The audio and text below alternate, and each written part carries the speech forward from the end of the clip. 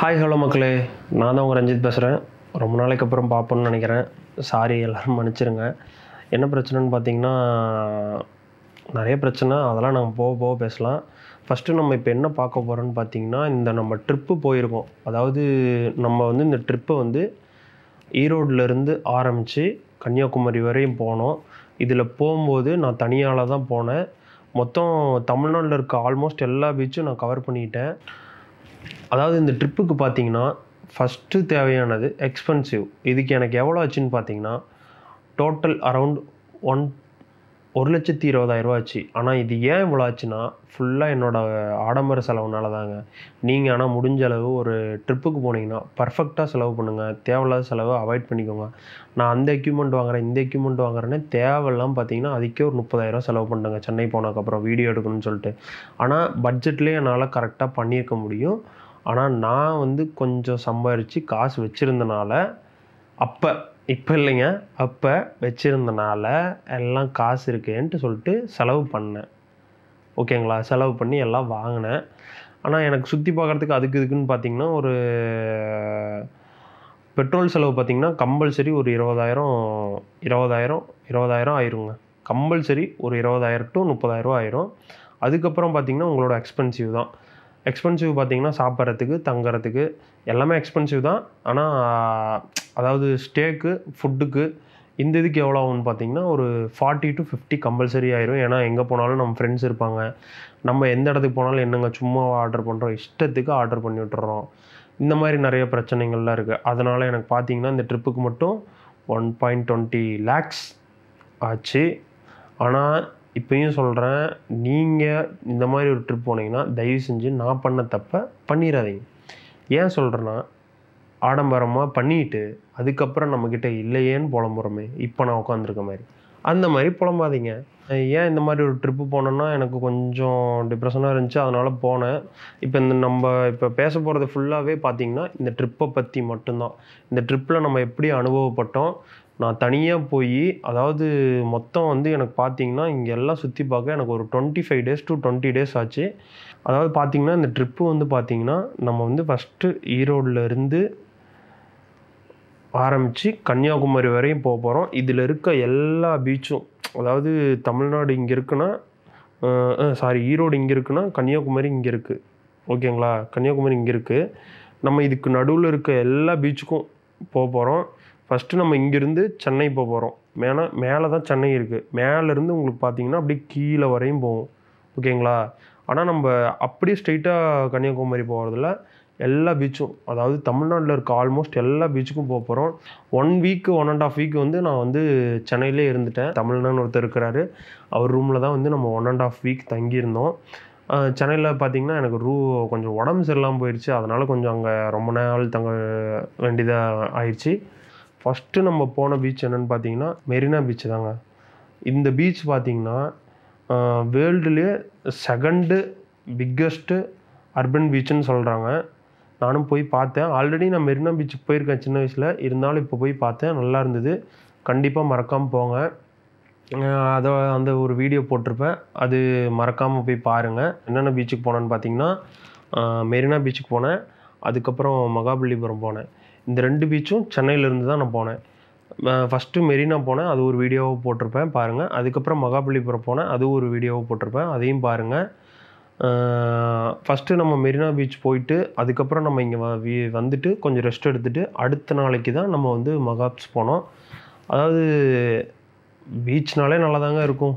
நல்லா ஜில்லு ஜில்லுன்னு அந்த ஈரப்பத காற்று, அந்த உப்பு வாசம், போனால் அங்கங்கே ஸ்நாக்ஸு, அங்கங்கே கப்புள்ஸு, அங்கங்கே நம்மளை மாதிரி பாய்ஸு ஸ்வாக் பண்ணிட்டு வருவாங்க. எல்லாம் என்ஜாய் பண்ணிட்டு பார்த்துட்டு அப்படியே பீச்சில் ஃபஸ்ட்டு மெரினா பீச்சை நம்ம சக்ஸஸ்ஃபுல்லாக முடிச்சிட்டோம். அதுக்கப்புறம் செகண்ட் பார்த்திங்கன்னா மகாபலிபுரம் பீச்சு. அது சொல்லியே ஆகணுங்க, போகும்போது செம்மையான ஒரு ரைடு பண்ணியிருப்போம். அதையும் வீடியோவில் போட்டிருப்பேன், அதையும் போய் பாருங்கள். அங்கே போயிட்டு அப்புறம் நம்ம தம்பி ஒருத்தன் கூட வந்திருந்தான். அப்புறம் பையன் கூட ஃபுல்லாக எல்லாம் என்ஜாய் பண்ணிட்டு சுற்றி பார்த்துட்டு அதுக்கப்புறம் அங்கே இருக்க ஸ்டாச்சுலாம் நிறையா இருந்துச்சுங்க. உண்மையாலுமே ஸ்டாச்சுலாம் சொல்லப்போனால் மகாபலிபுரத்தில் தான் ஏதோ சிற்பக்கலைக்கு பேர் போனதுன்னு சொன்னாங்க. அதனால் அந்த சிற்பக்கலைகள் ஃபுல்லாக ஒரு டிக்கெட் கொடுத்து அங்கே வாங்கிட்டு உள்ளே போனோம். ஃபுல்லாக அங்கே கொஞ்சம் நேரம் சுற்றி பார்த்துட்டு இருந்தோம். அப்புறம் ஏதோ காலேஜிலேருந்து பொண்ணுங்கள்லாம் கூப்பிட்டு இருந்தாங்க. பையன் ஜாலியாக சைட் அடிச்சுட்டு என்ஜாய் பண்ணிகிட்டு இருந்தான். அப்புறம் பையன் கூட எல்லாமே ஸ்டாச்சுலாம் பார்த்துட்டு அதுக்கப்புறம் பீச் சைடு வந்து ஒரு சிவன் கோயில் இருந்துச்சுங்க. அங்கே ஃபுல்லாக சுற்றி பார்த்தோம். அதெல்லாம் என்னமோ ரொம்ப வருஷத்துக்கு முன்னாடி கட்டின சிற்பங்கள் மாதிரி இருந்துச்சு. அதாவது முன்னாடி நம்ம பார்த்த ஸ்டாச்சுவுமே வந்து உங்களுக்கு பார்த்தீங்கன்னா ரொம்ப இயராக முன்னாடி செதுக்கின மாதிரி தான் இருந்துச்சு. இருக்கும், நம்பிக்கை இருக்குது எனக்கு.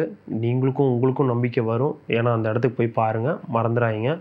அதுக்கப்புறம் பார்த்தீங்கன்னா நம்ம வந்து இந்த மகாப்ஸ் ட்ரிப்பை முடிச்சுட்டு வரும்போது ஜாலியாக பையனோட வைப் பண்ணிட்டு ஜாலியாக அப்படியே சாப்பிட்டு வேணுங்கிறத சாப்பிட்டு ரூமுக்கு வந்துட்டேங்க. ரூமுக்கு வந்துட்டு நான் ஒரு 2 days கழித்து பார்த்தீங்கன்னா அப்புறம் நம்மளோட சொர்க்கம்னா என்னென்னு தெரியும்ல உங்களுக்கு, பாண்டிச்சேரி. அடுத்த நம்ம போன இடம் பாண்டிச்சேரி. பாண்டிச்சேரியில் பார்த்திங்கன்னா எனக்கு அங்கே சென்னையிலேருந்து பார்த்திங்கன்னா ஒரு 150 கிலோமீட்ரு. நான் இன்னொன்று சொல்லியே ஆகணுங்க, அந்த சென்னையிலேருந்து பாண்டிச்சேரி போகிற வழி ஃபுல்லாக ஈசிஆர் ரோடு தாங்க. ஃபுல்லாக நீங்கள் ட்ராவல் பண்ணுறது ஃபுல்லாக பார்த்தீங்கன்னா பீச் ஓரமாகவே தான் உங்கள் பைக் போய்க்கிட்டே இருக்கும்.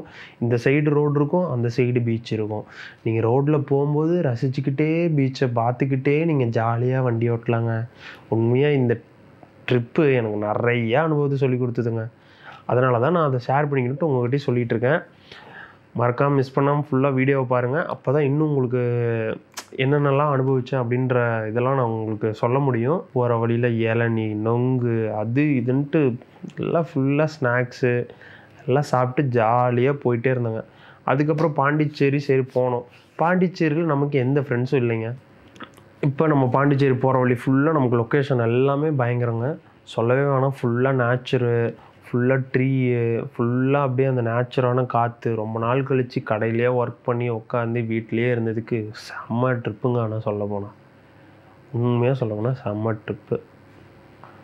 போனோம், அங்கேருந்து பாண்டிச்சேரி போனோம். பாண்டிச்சேரி போன அன்றைக்கி நைட்டே ரூம் செக்இன் பண்ணோம். அந்த ரூம் வீடியோவும் போட்டிருப்பேன், மறக்காமல் போய் பாருங்கள். செம்ம ரூமுங்க. அப்புறம் அந்த ரூமுக்கு மேலே பார்த்தீங்கன்னா அப்படி இந்த சைடு பார்த்தீங்கன்னா பீச்சுங்க. மேலே வந்து ஹண்ட் இருக்குங்க, ஓலை குடிசை மாதிரி ஒரு ஹண்ட்டு. அதுக்கு அப்படியே ஓப்பன் பண்ணி பார்த்தீங்கன்னா ஃபுல்லாக உங்களுக்கு வந்து அப்படியே பீச் காற்று ஜில்லுன்னு அடிக்கும். நீங்கள் மேலேயே வைப் பண்ணிக்கலாம். பாண்டிச்சேரியில் பார்த்தீங்கன்னா நமக்கு யாருமே இல்லைங்க. ரொம்ப சோகமாக இருந்தேன், என்னடா அப்படின்ற மாதிரி, தனியாக வைப் பண்ணுவேன் அப்படின்ட்டு. அப்புறம் தான் நமக்கு கிடைச்சாங்க நம்ம பெங்களூர் ஃப்ரெண்ட்ஸ். ஆமாங்க, அதை மறக்காமல் நான் சொல்லியே ஆகணும். அவங்க வைப்பு உண்மையாக சூப்பரான வைப்புங்க. 3 பேர் வந்தாங்க, எல்லாருமே ஜாலியாக பழகினாங்க. நான் ஃபுல்லாக பாண்டிச்சேரியில் பார்த்திங்கன்னா ஒரு 2 to 3 days இருந்தேங்க. அங்கே ஃபுல்லாக 2 days ஃபுல்லாக அவங்க கூட தான் என்ஜாய். அவங்க ஃபுல்லாக எல்லாம் நைட்டெலாம் என்ஜாய் பண்ணிவிட்டு பீச்சுக்கு போயிட்டு எல்லாம் டான்ஸ்லாம் பாட்டெல்லாம் போட்டு டான்ஸ் ஆடிட்டு ஃபுல் வைப் பண்ணிட்டு ஃபுல்லாக என்ஜாய் பண்ணுவாங்க. ஃபுல்லாக என்ஜாய் பண்ணிட்டு அவங்களோட தான் இருந்தேன். அவங்களும் நல்லா பழகினாங்க. அவங்களுக்கு தமிழ் தெரியுது நல்லாவே, இருந்தாலும் அதிகமாக இங்கிலீஷில் தான் பேசினாங்க. அதுக்கப்புறம் பாண்டிச்சேரியில் பார்த்திங்கன்னா நம்ம அந்த ரூம் எடுத்திருக்கோம். அந்த வீடியோஸ் கீழே போட்டிருக்கேன், பாருங்கள். அதுக்கப்புறம் பார்த்திங்கன்னா நம்ம பாண்டிச்சேரியில் என்னென்ன சுற்றி பார்த்தோன்னு பார்த்தீங்கன்னா ஆரோவிலுங்க. ஆரோவிலுக்கு கண்டிப்பாக போய் ஆகணுங்க. ஏன் சொல்கிறேன்னா அங்கே தான் ஃபாரினர்ஸே இருப்பாங்க, ஃபுல் ஃபாரினர்ஸ். உங்களுக்கு ஃபாரினர்ஸ் பார்க்கணும், கொஞ்சம் அவங்களோட வைப்புக்கு வரணும், அந்த இங்கிலீஷ்லாம் பேசணும், ஒரு மாதிரி அப்படியே ஃபாரின் கல்ச்சருக்கு மாறணும்னா நீங்கள் அங்கே போங்க, ஆரோவிலுக்கு போங்க. நான் ஆரோவில் போனோடனே நான் இங்கிலீஷ்காரன் மாதிரியே மாறிட்டேங்க. என்னடா சொல்கிறேன் அப்படிங்காதீங்க, உண்மையாக தாங்க சொல்கிறேன். ஏன்னா அங்கே ஃபுல்லாக எல்லாருமே இங்கிலீஷ் மட்டும்தாங்க உங்களை சுற்றி பேசிகிட்டே இருப்பாங்க. தமிழ் இருக்குங்க, ஆனால் இதில் என்ன ஒரு ஹைலைட்னா அவங்க இங்கிலீஷ்காரங்க, ஆனால் அவங்களோட கல்ச்சர் நம்ம கல்ச்சருங்க. நம்ம தமிழனோட கல்ச்சராக அங்கே பயன்படுத்திகிட்டு இருக்காங்க. இயற்கையை தான் அவங்க கடவுளாக கும்பிட்றாங்க. அங்கே சென்டரில் வந்து ஒரு இது மாதிரி இருக்குது. அவங்க வந்து ஃபுல்லாக அவங்க நேச்சர் தாங்க, ஃபுல்லாக மரம் செடி கொடி, இதுதான் அவங்க வாழ்க்கைங்க. அங்கே இருக்கவங்க அங்கே அவங்களுக்குன்னு ஒரு கிராமமே கொடுத்துருக்காங்க. அவங்க அங்கே வாழ்கிறாங்க, ஜாலியாக இருக்காங்க. அப்புறம் பாண்டிச்சேரி வேறு ஒன்றும் பெருசாக இல்லைங்க. அதுக்கப்புறம் உங்களுக்கே தெரியும், பாண்டிச்சேரினாலே சரக்கு தான். போனீங்கன்னா நல்லா குடிங்க, என்ஜாய் பண்ணுங்கள். ஆனால் முடிஞ்ச அளவு தமிழ்நாடு சரக்கு அவாய்ட் பண்ணிக்கோங்க. ஏன் சொல்கிறேன்னா நல்ல சரக்கு கிடைக்கும், விலை கம்மியாக கிடைக்கும், குவாலிட்டியாக கிடைக்கும். எல்லாமே நல்லாயிருக்கும். மற்றபடி எல்லாமே ப்ராடக்ட்ஸுமே உங்களுக்கு பார்த்திங்கன்னா விலை கம்மி, கேட்ஜெட்ஸும் பார்த்திங்கன்னா விலை கம்மி, வெஹிக்கிள்ஸும் பார்த்திங்கன்னா விலை கம்மி. இது எல்லாத்தையுமே நீங்கள் கேட்டிங்கன்னா ஏன் அங்கே மட்டும் விலை கம்மியாக இருக்குதுன்னு கேட்டிங்கன்னா அதுக்கு நான் ஒரு வீடியோ போடுறேன். கீழே மறக்காமல் கமெண்ட் பண்ணுங்கள். நைட்டு போய் தூங்கிட்டேங்க. தூங்கிட்டு அடுத்த நாளைக்கு நம்ம கிளம்புன ஊர் தாங்க பாண்டிச்சேரியிலேருந்து நம்ம போன ஊர். அடுத்தது நடராஜர் கோயில். இந்த கோயிலை பற்றி நான் சொல்லியே ஆகணும். ஏன்னா இந்த கோயில் தாங்க நமக்கு எல்லாமே. சிவன்றவர் அங்கே ஒரு ரேடியேஷன் உருவாக்குறாரு. அந்த உலகத்தோட மைய புள்ளி அங்கே இருக்குதுன்னு சொல்கிறாங்க. நான் நம்புகிறேன், நீங்களும் நம்புங்க. எதையுமே நம்ம நம்ப முடியாதுன்னு சொல்ல முடியாதுங்க. ஏன் நான் இவ்வளோ போல்டாக பேசுகிறேன்னா, ஹிஸ்ட்ரி பொய் சொல்லாதுங்க. அதே மாதிரி தமிழர்கள் பொய் பேச மாட்டாங்க. சயின்ஸ் இருக்கட்டும் ஒரு பக்கம், எல்லாத்துக்கும் முன்னாடி சயின்ஸுக்கும் அப்போ நம்ம தமிழங்க. என்னடா நீ தமிழுன்றையே அப்படின்னுங்க. தமிழோட ஹிஸ்ட்ரி பாருங்கள். இதெல்லாம் நம்ம தமிழை பற்றி பேச போகிறோம் நிறையா. அதெல்லாம் இன்னும் போக போக நம்ம பேசுவோம். அதாங்க இப்போ பார்த்திங்கன்னா அவரோட அந்த சிலை காலத்தை குறிக்குதுன்னு சொல்கிறாங்க. அதே மாதிரி உலகத்தோட மைய புள்ளி பகுதி அங்கே தான் இருக்குதுன்னு சொல்கிறாங்க. கண்டிப்பாக சிதம்பரம் சைடு போனீங்கன்னா, அதாவது பாண்டிச்சேரி, அங்கேருந்து காரைக்கால், இந்த மாதிரி ஏதோ ஒன்று போனீங்கன்னா கண்டிப்பாக கம்பல்சரி நடராஜர் கோயில் போங்க. நடராஜர் கோயிலுக்கு போயிட்டு அதுக்கப்புறம் நமக்குள்ளே ஃபுல்லாக சிவனோட வைப்பை ஏற்றிக்கிட்டு அப்படியே அடுத்த இடம் நம்ம போன இடம் தாங்க பிச்சாவரம் லேக். அந்த பிச்சாவரம் லேக்கும் நான் சொல்லியே ஆகணுங்க. ஏசியாவிலே பிக்கெஸ்ட் மேங்க்ரோவ் ஃபாரஸ்ட்னால் அது பிச்சாவரம் லேக் தாங்க. செம்மையாக இருக்குங்க. உண்மையாக சொல்ல போனால் செம்மையாக இருக்கும். போங்க. ஃபுல்லாக உங்களுக்கு சதுப்பு நிலக்காடுன்பாங்க. அந்த மாதிரி ஃபுல்லாக தண்ணியிலே ஒரு காடு மாதிரி அந்த மாதிரி இருக்கும். ஃபுல்லாக செடி பறவைங்கள்லாம் இருக்கும். அப்புறம் ஏதோ அந்த ஓநாய்ங்கெல்லாம் சொன்னாங்கள்ல, அந்த சின்ன ஓநாய்ங்க அது இருக்கும். இதெல்லாம் பார்த்துட்டு அப்புறம் நம்ம திரும்பி அந்த ரூமுக்கே சிதம்பரமில் ஒரு ரூம் புக் பண்ணியிருந்தோம். அந்த ரூம் வீடியோ போட்டிருப்பேன்னு நினைக்கிறேன், போய் பாருங்கள். அதுக்கப்புறம் பார்த்திங்கன்னா அங்கேருந்து அடுத்த நாளைக்கு நம்ம கிளம்புன இடம் தாங்க காரைக்கால். காரைக்காலில் ஒன்றும் பிரச்சனை இல்லைங்க. ஏன்னா அங்கே தான் நம்ம ஃப்ரெண்டு அகசி இருந்தாங்க. அகசி யாருன்னு பார்த்திங்கன்னா, நான் எஸ்ஆர்எம்மில் படித்தேன். எஸ்ஆர்எம் வீடியோவும் போட்டிருப்பேன், அதையும் போய் பாருங்கள்.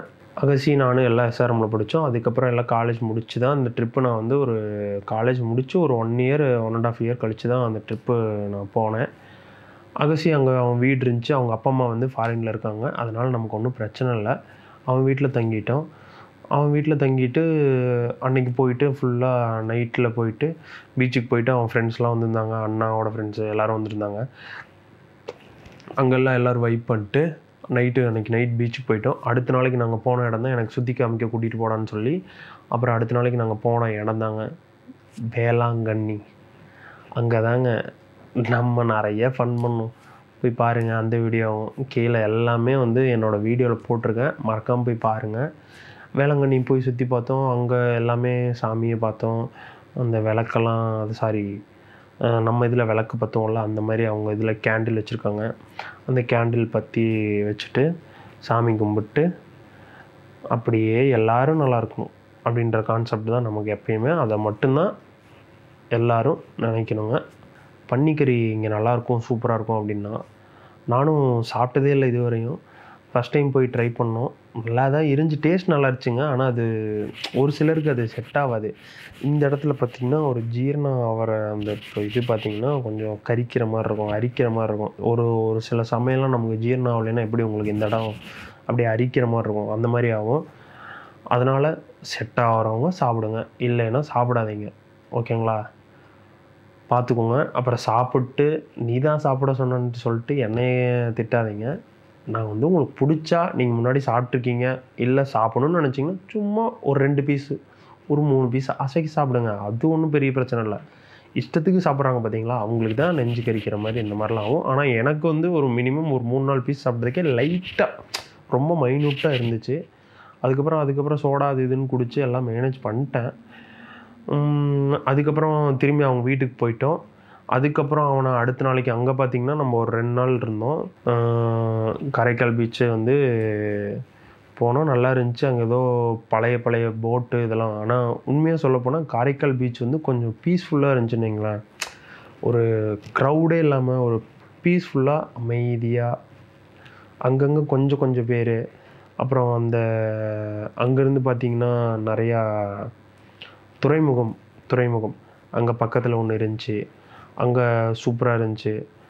அங்கே எல்லாமே நல்லா வைப். அங்கேயும் நல்ல வைப் தாங்க. எல்லாம் நமக்கு தான் சொல்கிறேன்ல, மேக்ஸிமம் இந்த ட்ரிப்பில் எல்லாமே நமக்கு ஃப்ரெண்ட்ஸ் இருந்தாங்க. எந்தெந்த ஊரில் ஃப்ரெண்ட்ஸ் இருந்தாங்கன்னு சொல்கிறேன். முடிஞ்சால் உங்களுக்கு தேவைப்பட்டால் என்னை காண்டாக்ட் பண்ணுங்கள். நான் அவங்க நம்பரெல்லாம் உங்களுக்கு தரேன். ஏதாவது ஆனால் அவங்க கூட தங்க முடியாது. ஏதாவது உங்களுக்கு அங்கே இருக்கிற சஜஷன் பண்ணுவாங்கன்னு வைங்களேன். நம்ம சப்ஸ்கிரைபருக்காக நான் இதை பண்ணுறேன். சஜஷன் பண்ணுவாங்க. இந்த இடத்துல இப்படி நல்லது பெஸ்ட்டாக கிடைக்கும், இங்கே போனீங்கன்னா இந்த ஃபுட்டு கிடைக்கும், இங்கே போனீங்கன்னா இங்கே ரூம் எடுத்துக்கலாம், அந்த மாதிரிலாம் உங்களுக்கு எல்லாமே சஜஷன் பண்ணுவாங்க. அப்புறம் அன்னைக்கு காரைக்கால் பீச்சும் போயிட்டு வந்துட்டோம். அவ்வளோதான். இதோட பார்த்திங்கன்னா நம்ம எத்தனை பீச் முடிச்சிருக்கோம்? ஃபஸ்ட்டு சென்னையில் மெரினா பீச்சு, அதுக்கப்புறம் மகாபலிபுரம் பீச்சு, அதுக்கப்புறம் பாண்டிச்சேரி பீச்சு, அதுக்கப்புறம் காரைக்கால் பீச்சு. இதோட நம்ம 4 பீச் முடிச்சாச்சு வெற்றிகரமாக. அதுக்கப்புறம் பார்த்திங்கன்னா இந்த 4 பீச்சு முடிச்சதுக்கப்புறம் அதுக்கப்புறம் நம்ம போகிற இடம் பார்த்திங்கன்னா